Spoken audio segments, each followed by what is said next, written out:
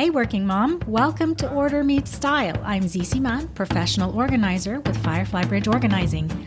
I'm here to provide you with simple tips and ideas to organize your home so that you can love the way your home looks and functions, and so you're proud to invite anyone over anytime without stressing out about clutter. Ready for a beautifully organized home that makes you smile every time you walk in? Well, let's make it happen.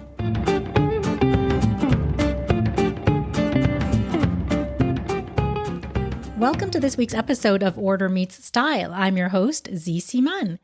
And let's get right into today's episode, which is all about your fridge and freezer. More precisely, if preparing meals has become a little bit dull to you, more of a chore than something that you really enjoy, is there something that you can do with your fridge and freezer organization to inspire you when it's time to cook? Because believe me, I've been there. There were definitely times when it just felt like I couldn't take another day of takeout. I really wanted to cook, but I opened the fridge and nothing looks inspiring. Or the plan that I had, the recipe that I had chosen just felt too hard. It's going to take too long. Well, I was able to turn that around and become inspired to cook more often. And I'm going to share how you can do this too. But first, let me just highlight the importance of having an organized fridge and freezer. First, you will save money by reducing food waste. When your fridge and freezer are organized, you'll be able to see and track what you've got in there. So you won't find things like soggy greens under a bag of carrots or expired lunch meats at the back of a shelf. Second, it's easier to eat better when you and the entire family can easily find the healthy foods in your fridge and grab them anytime you want them. Third, you reduce frustration for you and everyone else in your household because you can easily find what you need. You can tell when you're running low on something so you don't run out, and things aren't falling all over while you're trying to get that one bottle of hot sauce out. So everyone's in a better mood. And fourth, you will be more inspired to cook a meal at home if your fridge and freezer are pleasing to look at when you open them, right? Now, weekday meals are the time when we're normally shortest on time. I'm especially thinking about the moms who work during the day. They have deadlines, and then the kids have soccer practice, dance practice, drama, or club activities in the afternoons and evenings. And it's on these days especially that having an organized fridge and freezer is going to save you time and energy. So let's get into it and understand how we do this. Not only how to organize your fridge and freezer, but also how to keep it organized easily. We start with cleaning out expired or unneeded items, of course. Now, the first time that you do this, it's definitely going to be less overwhelming if you do it in smaller steps, like one shelf at a time. So empty out one shelf. You're going to take everything out, put it on your counter, and immediately just toss anything that's out of date, anything that's moldy or starting to go bad, and do this as quickly as you can. Don't lament throwing stuff away right now. This is not the time to feel bad about the stuff that you had every intention of using, but you just lost track of it. This is your fresh start. So toss the old stuff quickly and move on. Also, make sure that you get rid of what you know you won't use. Check if maybe a neighbor or another family member would like it. Think of these things as a learning. You now realize that you're not going to use that. So maybe you won't buy it again, or you'll buy less of it, or you'll get it less often. But right now, go ahead and let it go. You want a fresh start. Okay, now you're going to quickly wipe down the shelf, give it a quick clean, and just put the food back that you've decided to keep onto that shelf that you've emptied, okay? And then you'll be working on the next shelf, and then you'll move on to each of the door shelves. Now, you don't need to do all of this in one sitting. You can take 10 minutes now, 15 minutes to do another shelf later this afternoon. Doing this cleanup in bits and pieces is just fine. And after you've gotten through your fridge, doing the shelf by shelf clean out, you'll probably have less stuff in your fridge. For some people, it'll be significantly less. Like, hooray, you can see the back wall of your fridge. But now it's time to set up a few zones in your fridge. And it's completely up to you how and where you set up your zones. But here are a few ideas that can serve as guidelines. So generally, the back of the bottom shelf of a fridge is the coldest spot. That bottom shelf is also the best spot for any raw meats, because if there are any juices that happen to leak out, they won't drip down and ruin any other food in the fridge. It's also a great place to defrost food in a bowl. So that way, again, if there are any leaks, nothing drips onto other foods below. So you can make one side of the bottom shelf of the fridge your raw meats zone, let's say. And the crisper drawers of your fridge sometimes have a humidity control on them. So set one drawer as the vegetable zone and the other drawer as the fruit zone. Veggies need some humidity. Fruit can deal with less humidity in general. And then you might want zones for your drinks, bottles of milk and juices. I use a door shelf, the bottom shelf in the door. Okay, this is a spot that doesn't stay as cool as elsewhere in the fridge because whenever you open the fridge, you're hitting it with warmer air. So keep that in mind if that concerns you. You could always put your milk and your juices and bottles and things like that on a shelf, okay? You might also want a zone for eggs, a zone for snacks, and a zone for leftovers. Don't stress out about zoning every single category of items in your fridge. Things might shift from week to week depending on what meals you're planning and so on. And you'll see that it's all going to come together in a minute. I asked a couple of fellow professional organizers, all members of NAPO, the National Association of Productivity and Organizing Professionals, to share their thoughts with us about organizing the refrigerator. And here is what Denise Bibeault had to say about how she uses fridge zones herself. Hi, everyone. I'm Denise Bibeault with Peaceful Places with Denise in Jacksonville, Florida. One thing that I do in my refrigerator, like I do throughout my home, is create zones. For example, on the top shelf of my refrigerator, I keep all of our leftovers. Our breakfast items like eggs, butter, and jam are all located on the second shelf on the left. Drinks are on the right. Tall drink containers are on the bottom shelf and short ones on the top shelf. Food that is defrosting is in a bowl on the bottom shelf so that it doesn't leak on any other foods. Condiments are on the door. The most frequently used ones are eye level and in the front, and the rest are in the back. Having zones saves time when I'm looking for something because I never need to look around or behind things to find it. And making a shopping list is quick and easy. If there's an empty space, then I need to replenish what's missing. It also helps to save money since I never have any food that gets lost and expired. I hope this helps you get your refrigerator organized and saving you time and money.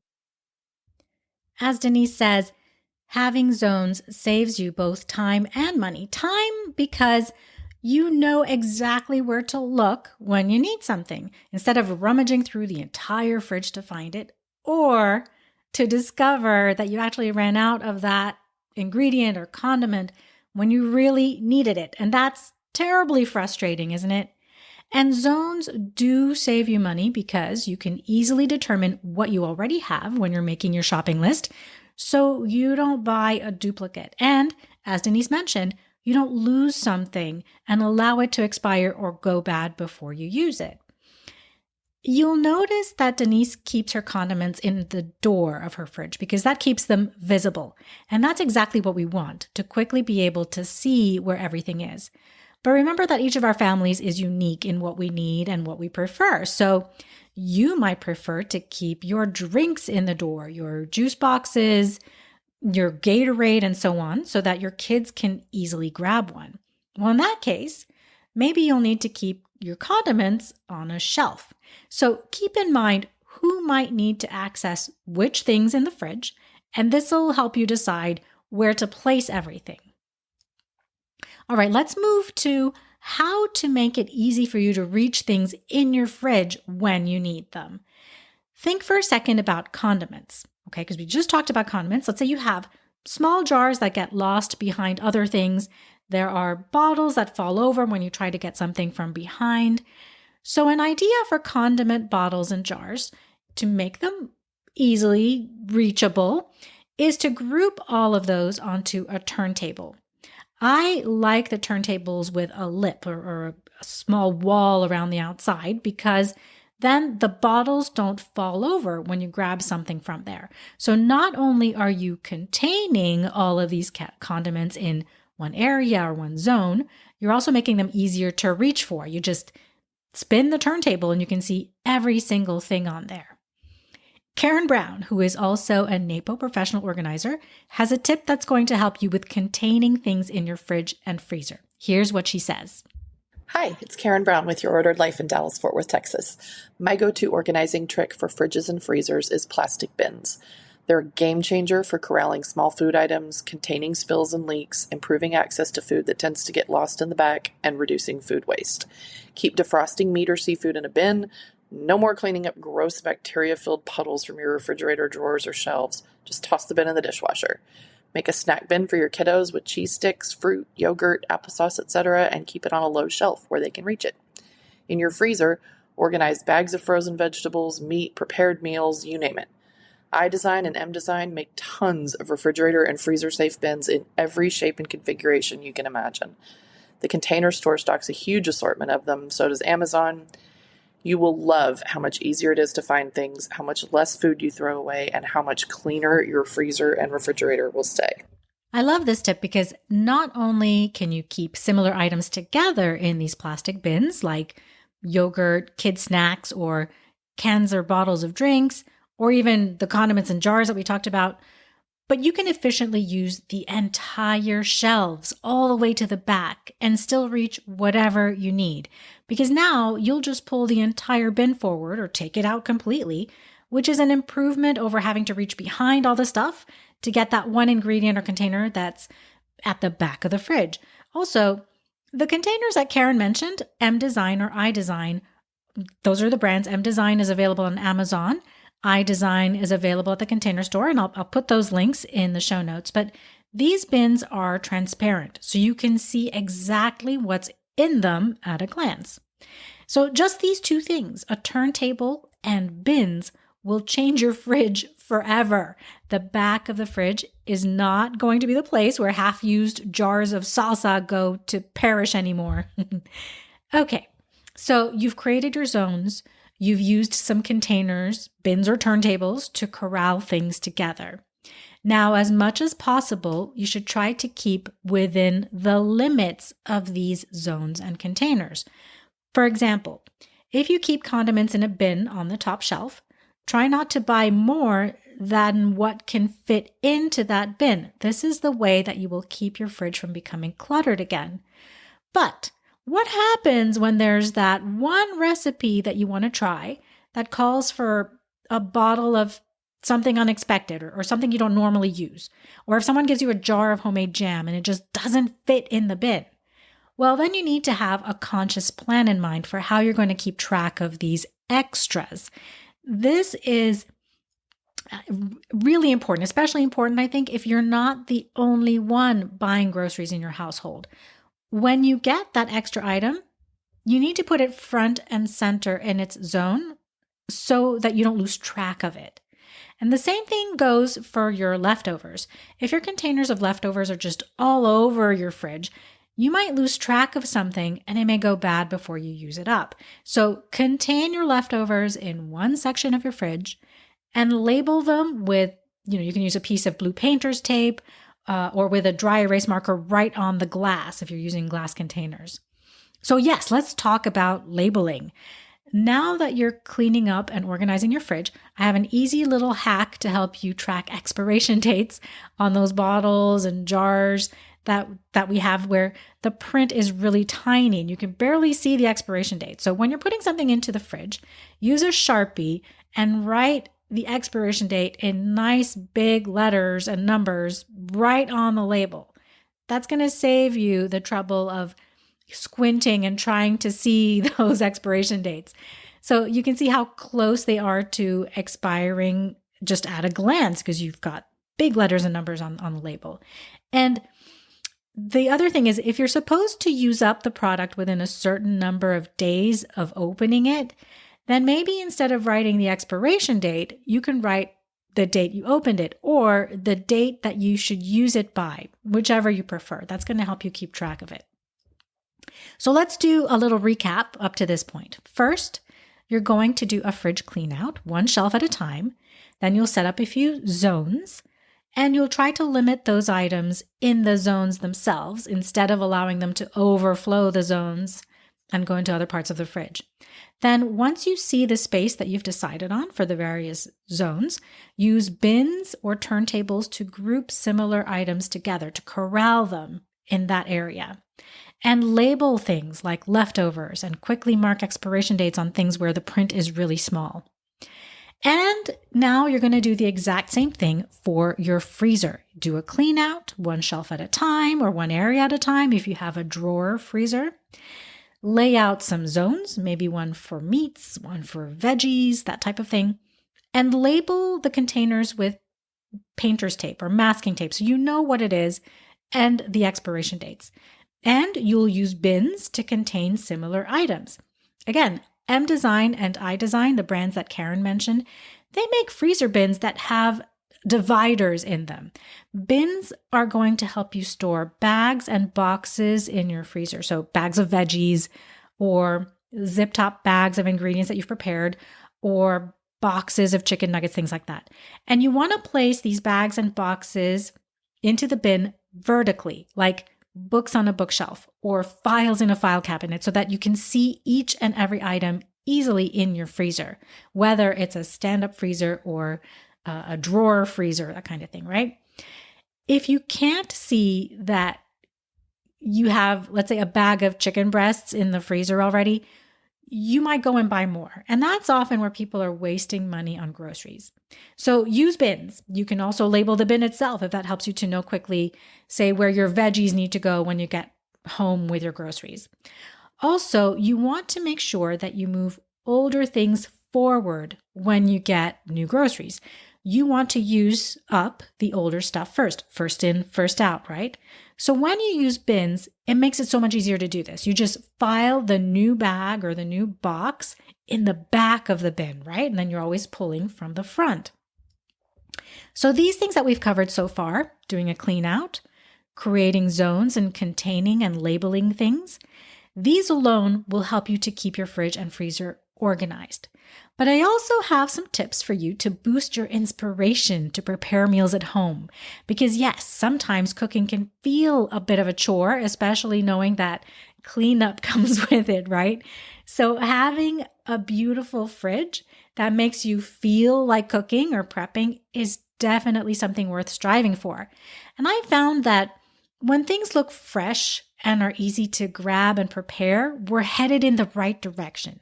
So what I do in my own home is this. Before we get groceries, I do a quick pass in the fridge and freezer. I check for anything that's expired, that needs to go. I move older stuff to the front, and I do a wipe down of any area that needs it. Then I make sure that my sink is empty.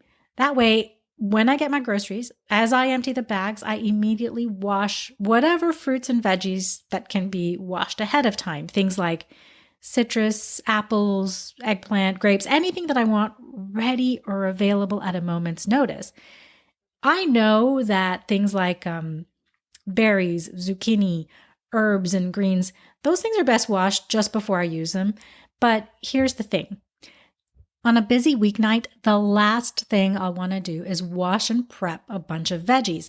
So as long as I know that I have to use them up pretty quickly, I'll sometimes wash those already too. And I'll wrap my greens in a tea towel, a kitchen towel to kind of soak up any moisture.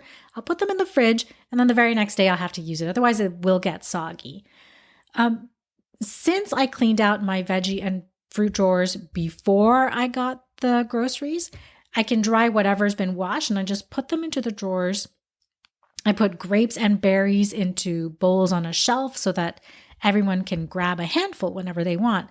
And herbs, you can keep herbs like bouquets of flowers in small mason jars with a bit of water in them.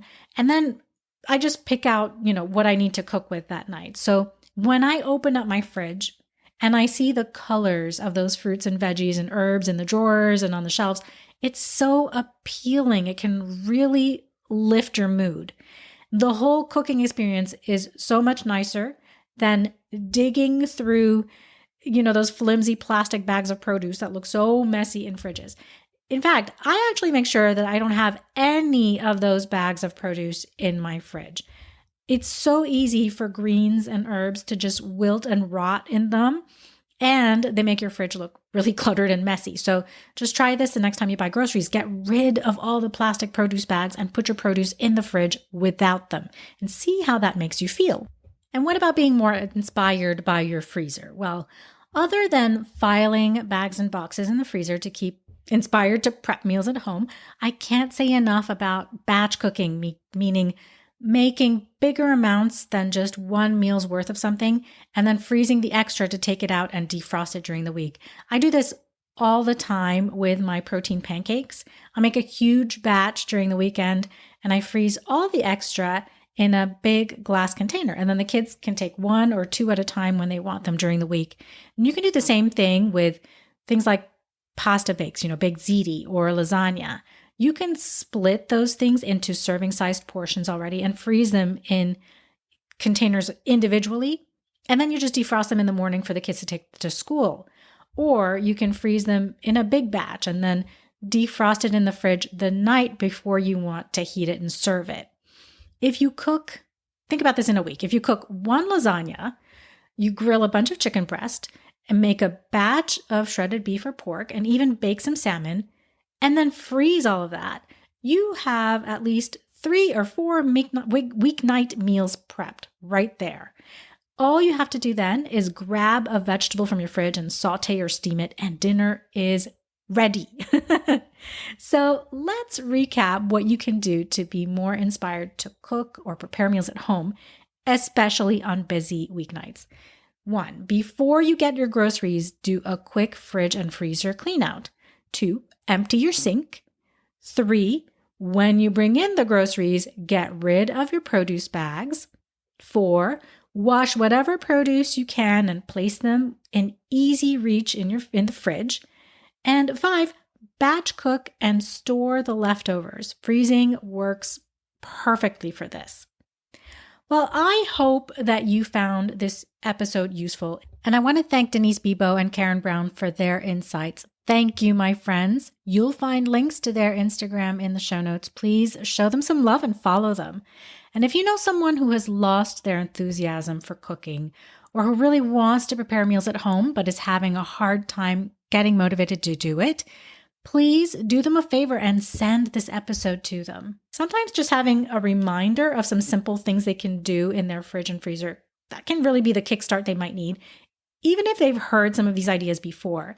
And remember that you don't have to do all of this in one day. I get it. There is a ton of stuff in the fridge and the freezer, and maybe you have more than one fridge. Plenty of people have second fridges in the garage or in the basement. It takes energy to do a clean out, so a shelf at a time is great. It's perfect.